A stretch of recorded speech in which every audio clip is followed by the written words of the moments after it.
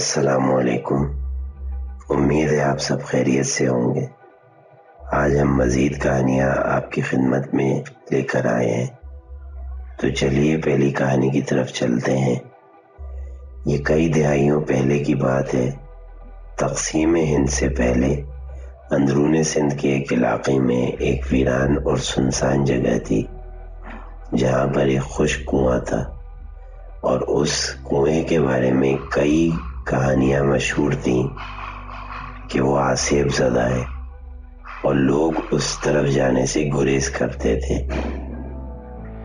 کنواں جس علاقے میں واقع تھا وہ 2 گاؤں کے بیچ کا راستہ تھا، لیکن لوگ اس کے آسیبی ہونے کی وجہ سے نسبتاً طویل راستے کو ترجیح دیتے تھے۔ وہاں کے لوگوں کو قوالی سننے کا بہت شوق تھا، اور اگر دور دراز علاقوں میں قوالی کی محفل منعقد ہوتی تھی تو لوگ فاصلے کی پرواہ کیے بغیر جوق در جوق چلے آتے تھے۔ ایک دفعہ ایک دور دراز مقام پر قوالی کی محفل منعقد ہونے کا پتہ چلا۔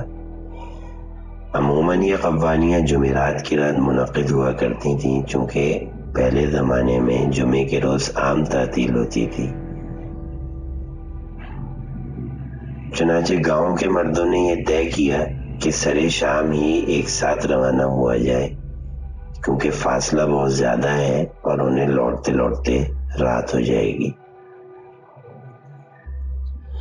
تمام لوگ جمع ہو کر روانہ ہو گئے، مگر ایک لڑکا صغیر احمد، جس کی عمر تقریباً 20-25 سال کے قریب تھی، کسی ضروری کام کی وجہ سے سب کے ساتھ نہ جا سکا۔ اس کو بھی قوالی سننے کا انتہائی شوق تھا، اس لیے ماں باپ کے منع کرنے کے باوجود وہ کام ختم کر کے اکیلا ہی اس علاقے کی طرف نکل پڑا۔ فاصلہ طے کرتے کرتے وہ اس جگہ پہنچ گیا جہاں سے اسے ان 2 راستوں میں سے ایک راستہ منتخب کرنا تھا۔ دیر ہو جانے کے باعث اس نے وہ خطرناک مگر چھوٹا راستہ اختیار کرنے کا فیصلہ کیا۔ پہلے تو وہ دل ہی دل میں بہت ڈرا، مگر پھر قوالی سننے کا شوق اس کے ڈر پر غالب آ گیا۔ اب تک کافی اندھیرا ہو گیا تھا۔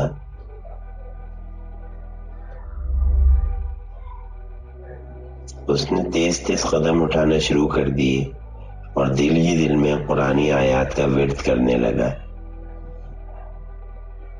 جیسے جیسے وہ آگے بڑھتا گیا، اسے راستے کی ویرانی اور وحشت میں اضافہ محسوس ہونے لگا۔ وہ تھوڑا اور آگے بڑھا تو اس کو درختوں کے جھنڈ میں وہی کنواں نظر آیا جس کے بارے میں قصے مشہور تھے۔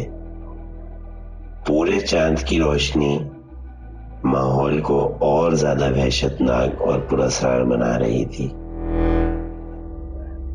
کنویں کے تھوڑا مزید قریب پہنچنے پر اس نے دیکھا کہ ایک آدمی کنویں پر ہاتھ رکھ کر اس کے اندر جھانک رہا ہے۔ صغیر احمد کی جان میں جان آئی کہ چلو 1 سے 2 بھلے، اب راستہ اکیلے نہیں گزارنا پڑے گا۔ شاید یہ کوئی پیاسا ہے اور پانی کی تلاش میں کنویں میں جھانک رہا ہے۔ میں اس کو اپنی بوتل سے پانی پلا دیتا ہوں اور پھر اس کے ساتھ ہی آگے نکل جاؤں گا۔ یہ کہہ کر جیسے ہی اس نے کنویں کی طرف قدم بڑھائے، وہ آدمی بجلی کی طرح تڑپ کر اچھلا، اور اگلا منظر دیکھ کر صغیر احمد کی روح کانپ اٹھی۔ اس نے دیکھا کہ اس آدمی کا سر گردن سے غائب تھا اور اس کی گردن میں سے خون نکل رہا تھا۔ صغیر احمد کے قدم وہیں جمے کے جمے رہ گئے اور وہ انسانی دڑ دوبارہ کنویں پر جھک گیا۔ اب صغیر احمد کے دماغ میں وہ تمام قصے کہانیاں گونجنے لگے جو اس کنویں سے منسوب تھیں، اور وہ اس پل کو کوسنے لگا جب اس نے اکیلے اس راستے سے جانے کا فیصلہ کیا تھا۔ اب حالت یہ تھی کہ جو ہی وہ قدم اٹھاتا، اس کے قدموں کی چاپ سن کر وہ سر کٹا تڑپ کر اچھلتا اور سیدھا کھڑا ہو جاتا۔ اسی طرح کافی وقت بیت گیا اور صغیر احمد کے اوسان خطا ہونے لگے۔ اس سے پہلے کہ صغیر احمد کے حواس بالکل ہی جواب دے جاتے، اس نے آیت الکرسی پڑھتے ہوئے ہمت کر کے وہاں سے دوڑ لگا دی۔ پیچھے سے اس کو اس آدمی کے قدموں کی آواز آ رہی تھی۔ خوف، دہشت اور تھکن کے احساس سے مغلوب ہو کر وہ ایک پگڈنڈی پر گر کر بے ہوش ہو گیا، اور جب اس کی آنکھ کھلی تو اس نے اپنے آپ کو وہاں سے گزرنے والی ایک بیل گاڑی پر پڑے ہوئے پایا۔ اس پگڈنڈی سے گزرنے والے کچھ لوگوں نے اسے بے ہوش پڑے پایا تھا اور انہوں نے اس کو اس کے گاؤں، اس کے گھر پہنچا دیا۔ جب وہ اپنے گھر پہنچا تو تیز بخار کی وجہ سے اپنے ہوش میں نہیں تھا۔ بڑی مشکل سے ہوش میں آنے پر اس نے اپنے ساتھ آنے والا واقعہ اپنے گھر والوں کو بتایا اور دوبارہ بے ہوش ہو گیا۔ اسی بے ہوشی کی حالت میں اس کا انتقال ہو گیا۔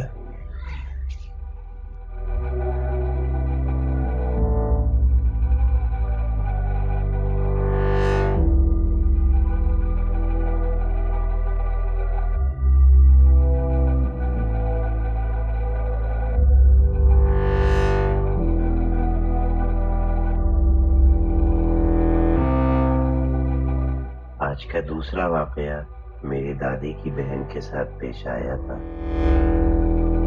وہ لوگ کراچی میں رہا کرتے تھے، لیکن جب میری دادی کی بہن کی شادی ہوئی تو ان کے شوہر کا ٹرانسفر حیدرآباد ہو گیا۔ اس لیے ان کو حیدرآباد جانا پڑا، جہاں ان کی کمپنی نے ان کی رہائش کے لیے ایک چھوٹا سا مکان مہیا کر دیا تھا۔ یہ مکان کچا تھا اور ایک ایسے علاقے میں تھا جہاں زیادہ آبادی نہ تھی۔ ان کے شوہر کے کام کی نوعیت کچھ ایسی تھی کہ انہیں رات بھر کام کرنا پڑتا تھا اور بعض اوقات پورا دن آفس میں رہنا پڑتا تھا۔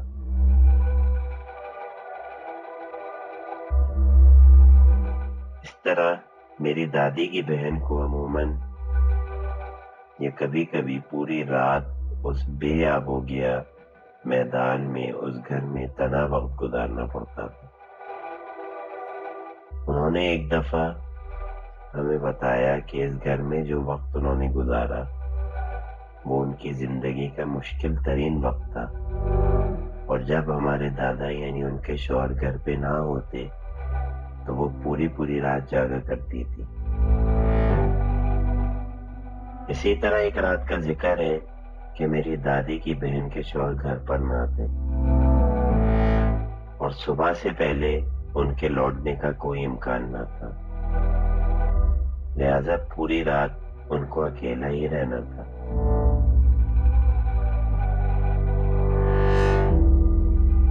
روز کی طرح انہوں نے اپنے بچوں کو سلایا اور خود عبادت میں مشغول ہو گئے۔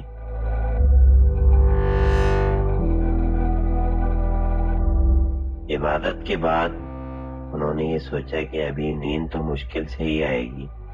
یہ سوچ کر انہوں نے ایک کتاب اٹھا لی اور اس کا مطالعے میں مصروف ہو گئے۔ ابھی کتاب پڑھتے ہوئے کچھ ہی دیر ہوئی تھی کہ ان کو ایک ایسی آواز آئی جیسے کسی نے دروازے پر ہلکے سے دستک دی ہو۔ انہوں نے کتاب رکھ دی اور سوچنے لگی کہ رات کے اس وقت یہ کون دروازے پر دستک دے رہا ہے۔ جب بہت دیر تک دوبارہ دستک نہ ہوئی تو انہوں نے اس آواز کو اپنا وہم سمجھ کر ذہن سے جھٹک دیا اور دوبارہ کتاب پڑھنے لگی۔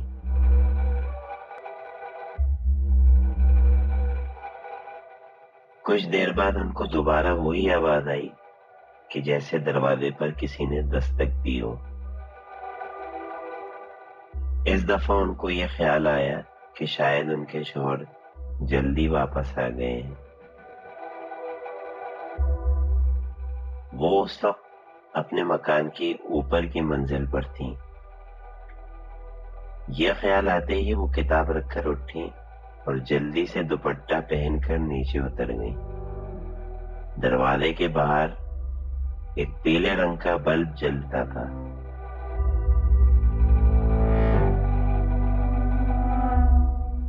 دروازے پر پہنچ کر انہوں نے معمول کے مطابق دروازہ کھولا اور پلٹ کر اندر چلی گئی۔ تھوڑی دیر میں ان کو احساس ہوا کہ ان کے شوہر ان کے پیچھے نہیں آئے ہیں۔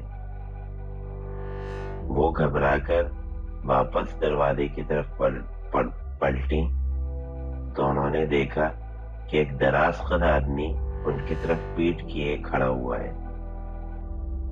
اس شخص نے سیاہ رنگ کا لبادہ اوڑھا ہوا تھا اور وہ گردن جھکائے کھڑا تھا۔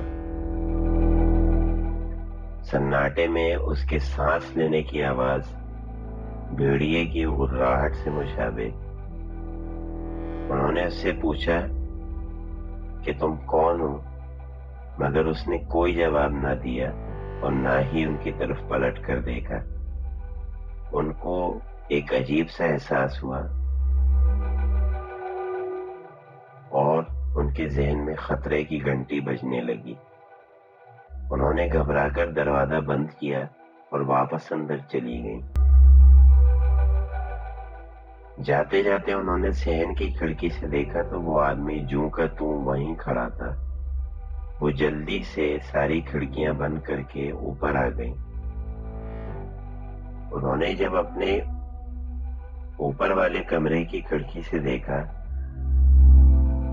تو پوری سڑک پر کوئی انسان نہ تھا۔